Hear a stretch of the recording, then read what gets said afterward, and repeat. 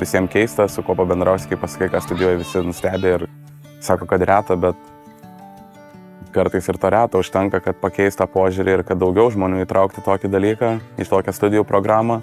Tai darbo pasiūlymo sulaukiau paskaitos metu, kadangi darželio direktorė buvo dėstytoja, žaidimo pedagogikos dėstytoja ir paskaitų metu paklausė, ar kas iš studentų galbūt norėtų padirbėti vasaros laikotarpiu.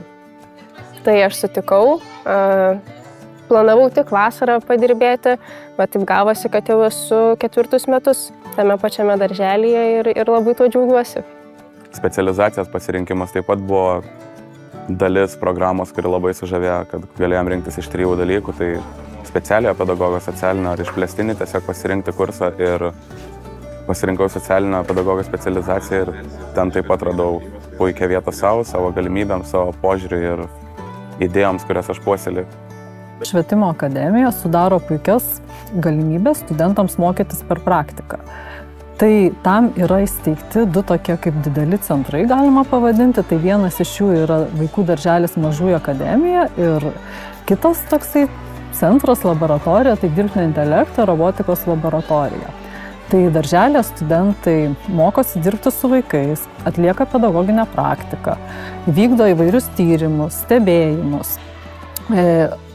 Kartu su dėstytojais organizuoja meninius, kalbinius projektus, sportinius projektus, dirbtinio intelekto ir robotikos laboratorija. Taip pat studentai susipažįsta su naujausiam technologijom ir bando jas pritaikyti būtent darbui su vaikais.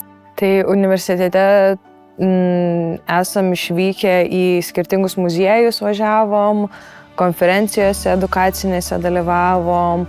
Tai visokie tokie uždaviniai gal ir išvykos visokios tokios padeda praplėsti visą tą akiratį tokį, ką tu gali išmokti. Praeitais metais žaidimų muziejuj ir ten ir daug teorijos išgirdom apie patį žaidimą, kaip vaiką paveikia, bet tuo pačiu metu ir išbandėm daug žaidimų, tai gal toks labai linksma tokia išvyka buvo.